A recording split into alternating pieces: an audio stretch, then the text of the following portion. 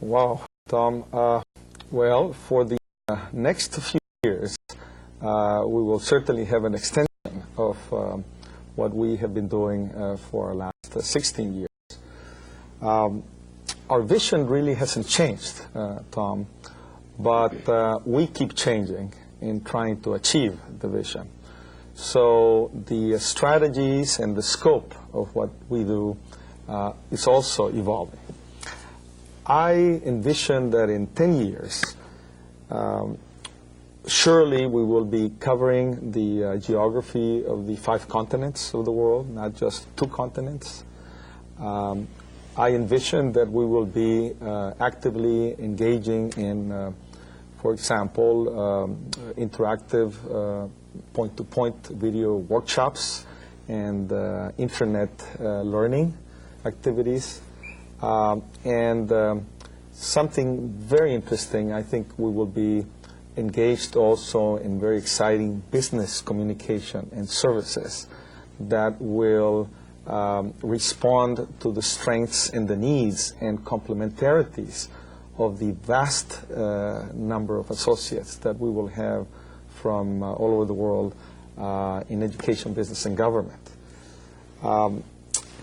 All of this will be done with the active participation, for sure, of, number one, our intellectual assets and partners, starting with you, Tom, and with the partnership of, I'm sure, selected global institutions and global corporations, technology corporations, that will share the same mission that we actually have, which is trying to improve productivity and welfare and understanding around the world. We will actually be, 10 years from now, very close to achieving our current vision, but the experience will give us a source of a new and enriched vision. So that will be the next step. Great. Congratulations, Dr. Cardenas. Thank you, Tom. It's a real pleasure. Thank you. I'd like to invite you to stay for the Q&A session. Thank you, Tom. Thank you so much. Thank you for those insights, and congratulations again. Achievable visions, the core of creating your systems of change, the sources of energy to move the organization, the exciting, intriguing, and engaging idyllic pictures of the future, the keys to local, national, and global scopes. We will now continue with the second question and answer session. Our first question is from the Dominican Republic. It is from El Centro de Gestión e Investigación in the city of Santo Domingo in the Dominican Republic. Muchas gracias. Muchas gracias. My name is Alberto Diaz, and the question is for Mr. Hoffman.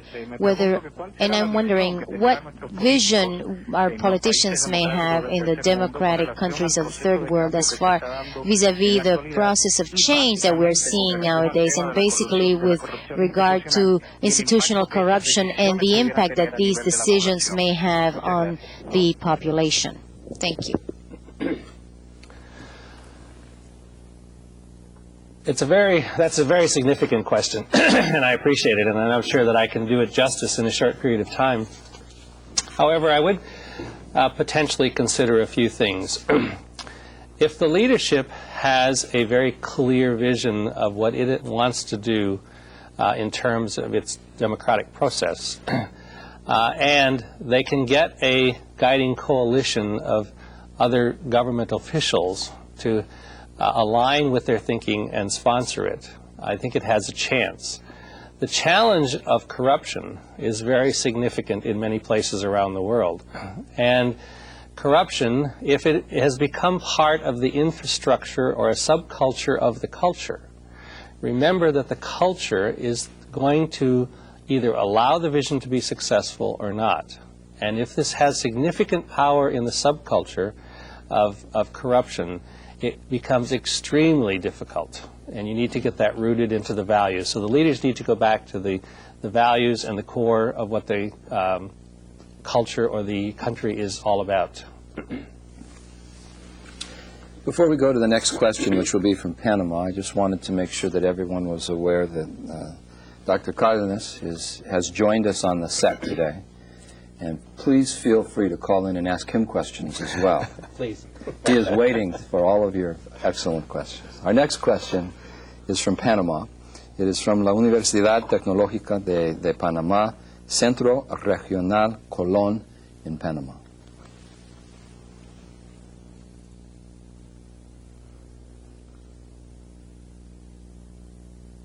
Aló.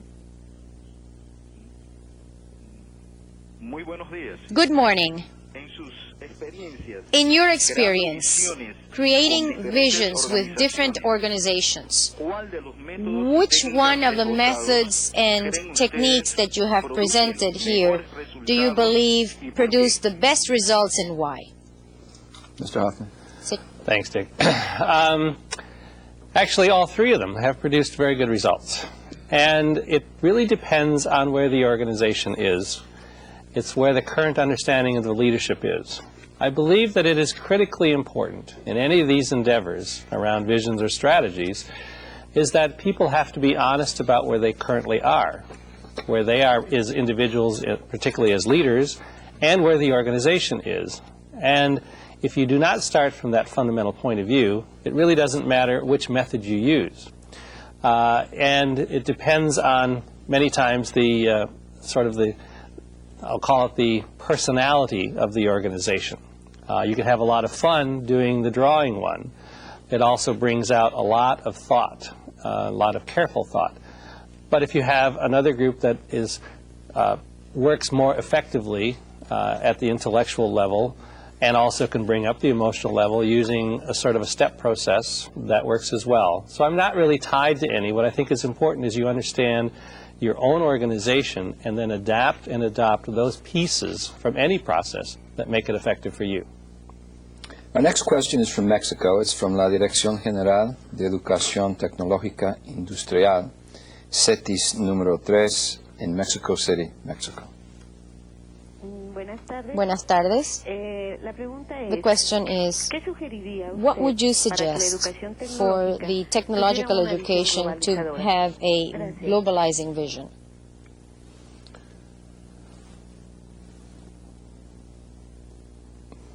Actually, I think this would be an appropriate one for Dr. Cardenas to answer because of his experience in that area. So, Dr. Cardenas? Thank you, Tom.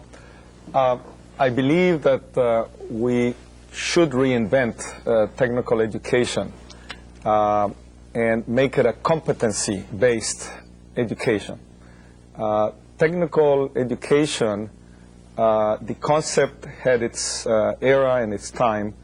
Now we need to not only link with industry and with the workplace, we need to perform in the workplace and to practice the performance even when you are learning in academic and educational institutions.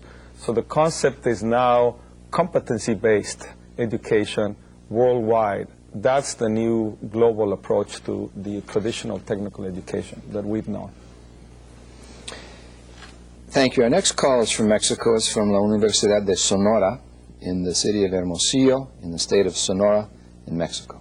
Sí, muy buenos días. Un saludo a toda la organización ITC. The ITC organization, Quisiera hacer el siguiente comentario. I have this following comment. Undoubtedly, vision, in addition to being the first step for any strategic action, does represent the guiding light that will be routing us through to our destiny and amid the foggy journey of socio-political economic situations. And we need to be captained. We have to be guided by good leaders, otherwise we sink to the bottom of the ocean. In our educational project, it has been a real privilege and a fortune to belong to this wonderful network of the ITC organization, which certainly has been led by Dr. Miguel Ángel Cárdenas and his team, navigation team, which our friend mentioned some time ago, Yadira, about having taught us the use of technology and a systemic approach so that we can really innovate in our educational institutions, in government organizations and companies. So congratulations to ITC organization. And here goes my question for Dr. Cardenas, in addition to sending all of you a very affectionate hug. Would you, Dr. Cardenas, be able to elaborate a little more on this thing of being more independent when we talk about university infrastructure? Well, Tom Hoffmann explained very clearly why we need to constantly change and evolve as we pursue a global vision. A global vision has a lot of dynamics. And in the case of ITC, we need to do that constantly. And particularly in the last 3 years, we've had to develop a new infrastructure for the network that will eventually be able to help the network use and share many of the services and products that for a number of years they have been basically demanding from the associates and from ITC San Diego. In this regard, when I say that ITC has become more university infrastructure independent, it means that ITC now needs to evolve not only to an educational platform, but also to an educational and business platform. And now that you ask the question, and again, thank you for your compliments, I would like to take this opportunity to, in fact, give you some good news. As of next year, in fact, the ITC program itself will be produced out of a platform of a new entity that we have been putting together for the network. It's an entity that will be owned basically by the network, and it will be called San Diego Global University.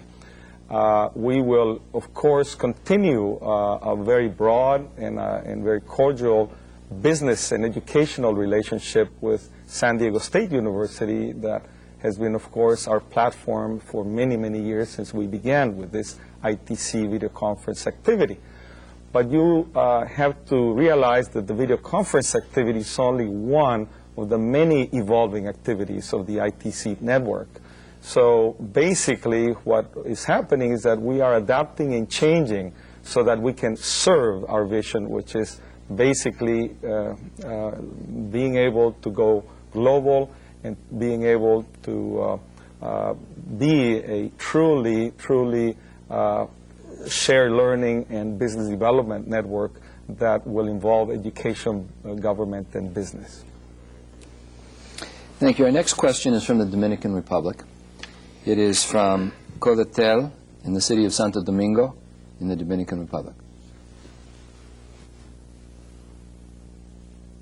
Buenas tardes. Nuestra pregunta es la siguiente. Our question is the following. ¿Cómo influye la visión corporativa en la efectividad organizacional? How... Gracias. Aló, por favor.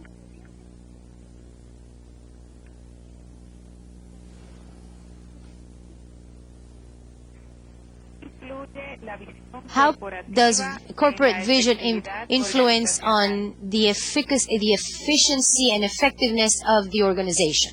Thank you. Gracias. Thank you. Sure. An effective vision allows the people within the organization to work within a framework of making decisions more efficiently and effectively. And in and of itself, that allows the organization to streamline many of its processes. And once again, having done that, it clearly changes the efficiency and the profitability, potentially, of the organization. So the clearer the vision, the less intrusive leaders and managers have to be, or the less likely leaders become managers and try to control things, because people will know the direction of the business and how to make decisions. So for example, here at ITC, Miguel's organization very clearly works toward their vision and at the same time does it very independently. So it allows people from around Latin America or throughout Latin America to act independently, but they know what the vision is in the direction of ITC. And so that global reach also allows remote locations in various parts of the world to make decisions most effectively. That doesn't necessarily deny interdependencies where organizations have to work with each other. But what it does allow is enough independence so that there isn't interference, and then you can break down the processes that are getting in the way. Our next call is from Colombia. It is from the Federación Nacional de Comerciantes in the city of Medellín in Colombia. Muchas gracias. Buenos días. Morning. Buenos días. Our question is the following. Hoy en día las empresas Today, y sus líderes companies and their deben tener leaders una must lente have bifocal, a bifocal puesto que deben lens, prestar atención since they have to al ya y al keep an después eye on the al tiempo right now and the hereafter at the same time. Las Therefore, they problemáticas need del día a to día en las resolve organizaciones daily investigar problems las distintas and de las also empresariales must check simultáneamente. against the vision of the company and all of this simultaneously. How can you learn to move your eyes with this growth and at this speed and to keep up with a changing global environment? So I'll start. That's a very good question. Thank you very much. So in terms of the bifocal lens, the leader, if we talk about the functions that we're performing as a leader, really have to do with setting the vision and the strategy. And the role and how we articulate that is quite different than when we decide to take on the role of a manager, which is much more focused on the here and now, the day-to-day. So many of us play dual roles, and I think we ought to be clear when we are playing different roles so that it helps clarify the messaging into the organization or how people understand what we're doing.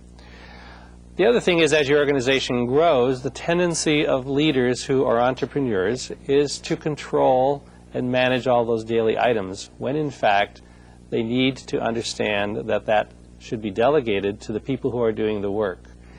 And we ought to be focusing our energies as leaders on the direction, on the clients, on the communities, on the political environments, on the capital investments, etc., that are allowing the business to grow, and allow the people who are doing the work to manage the business and delegate that control.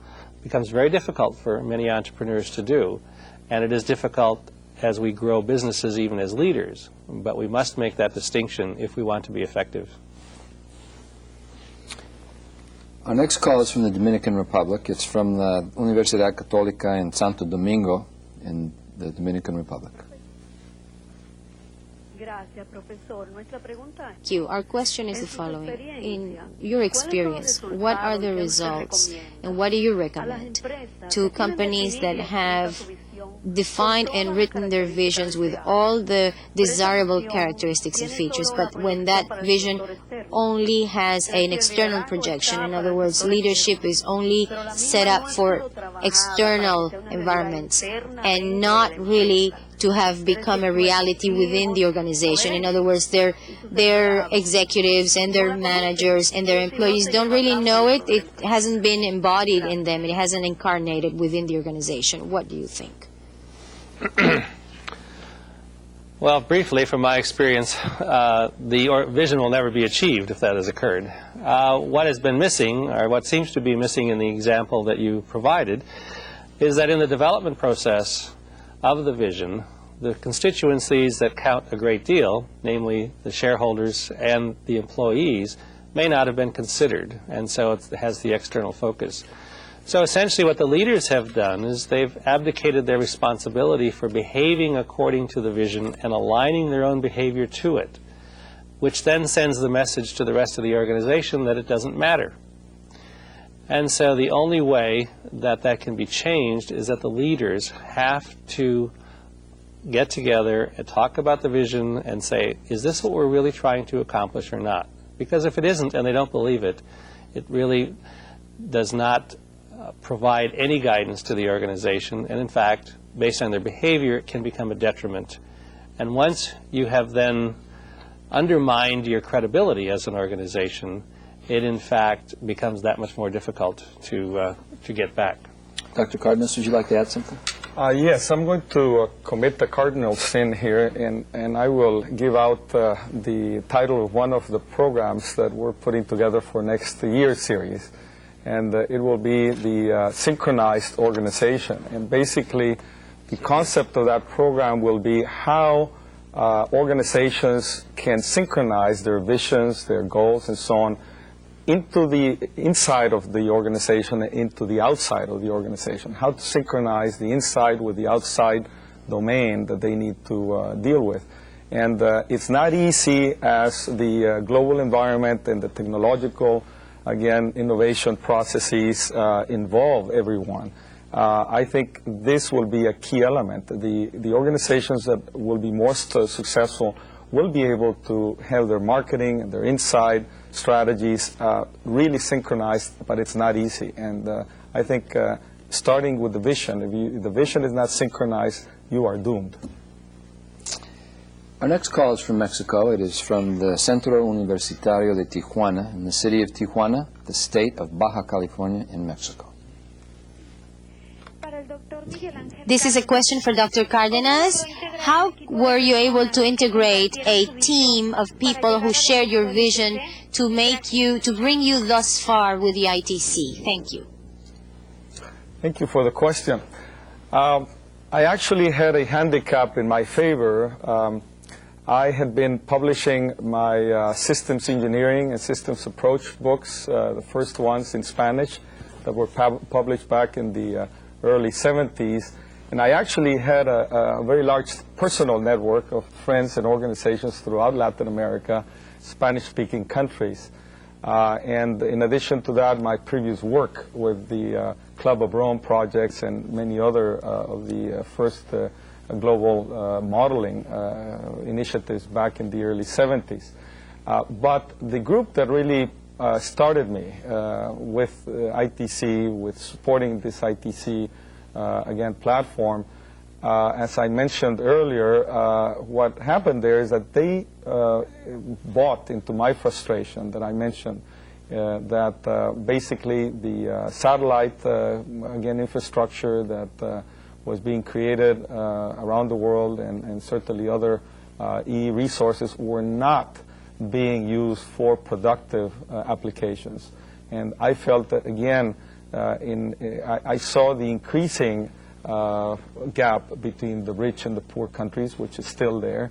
And I think that it is a mission that we should all take to really, really contribute to making these wonderful resources available so that we can massively engage people in learning and in improving their productivity in their lives. So when they bought into that frustration, then I had a team that I could work with. And then the rest, which was very important, was identifying the first group of talented specialists. And I have to recognize Milton Chen, our very first speaker, who is here with us today, and the whole list of wonderful, wonderful talent that we've had for 100 programs now.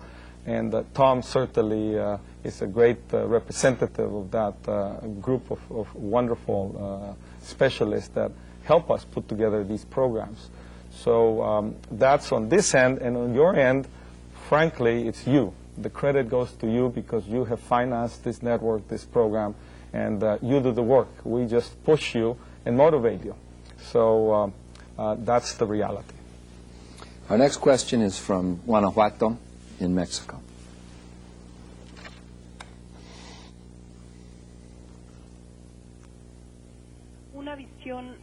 A vision, a reachable vision, is what you build on a system of changes. How can we create that system of changes that will integrate and obtain a commitment from the organization at large? A system of change, I think, as I mentioned and as you just mentioned, is fundamental to an organization being successful in a world that changes. And so part of implementing a system of change, or changing anything, is first developing a sense of urgency. There's a reason that we need to change because. And that to allow that to occur, you have to have this leadership, as was mentioned. We'll go to the bottom of the ocean if we don't, that as a coalition or as a group needs to lead it. Then there has to be clear vision and strategy. It has to be communicated, and don't underestimate the importance of the communication process. There has to be broad engagement of the organization in adapting change, but you want to get a few wins first, a few quick wins.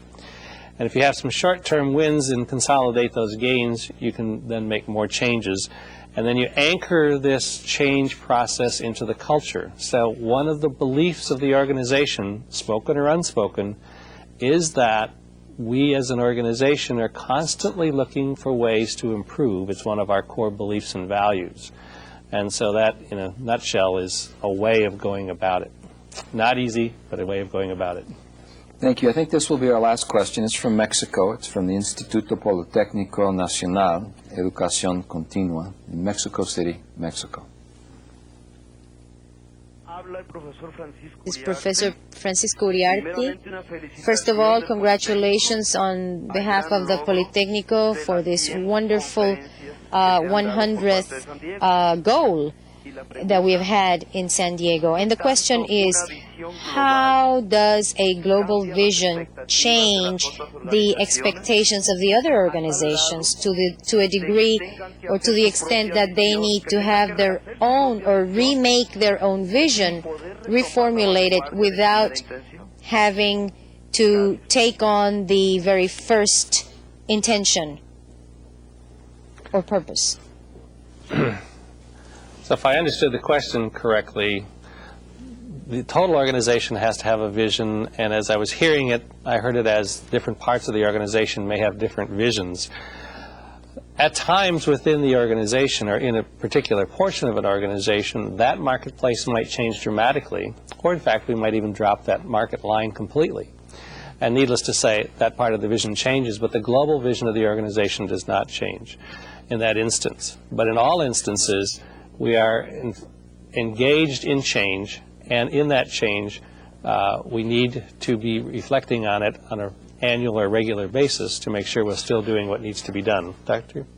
Just a brief comment. There's no better approach to convincing people and organizations than to show by demonstration that something is successful and useful. And there's nothing more exciting than a global enterprise, than a global vision. Nothing more exciting than a multicultural, multi-valued effort. Nothing more exciting than being able to cross borders and to be able to share learning. Nothing more exciting than that. And if that is not a good way to convince other organizations, I don't know what. So a global vision does convince and show other organizations that they should do the same. Thank you for your excellent questions, but we've run out of time. We hope that you have enjoyed participating once again in this exciting multilingual, multicultural program. We invite you to participate in the 8th video conference of this year's series, which will air on September 13th, 2001, entitled New Generation E-Commerce and Services, the Value of Networks of Users and Expanding Connectivity. We look forward to your participation. For additional information on this year's video conference series, please consult your participants manual, where you will find the dates and specific topics for each program. You may also visit our websites at intectra.com and ittconline.com. On behalf of all of us who collaborate with the International Training Center, I thank you for your enthusiastic participation and interest in this centennial celebration of ITC video conferences. We are very honored to have with us a select group of ITC network coordinators, past speakers, and other key contributors to this effort who traveled from various countries to enjoy this historic moment of ITC and its multinational network of associates. They and you, our viewers, deserve the credit for our vision becoming a reality. On behalf of all of us who have gathered here today at the International Training Center, I thank you for your support and always enthusiastic participation and interest in today's program. Thank you. See you again soon.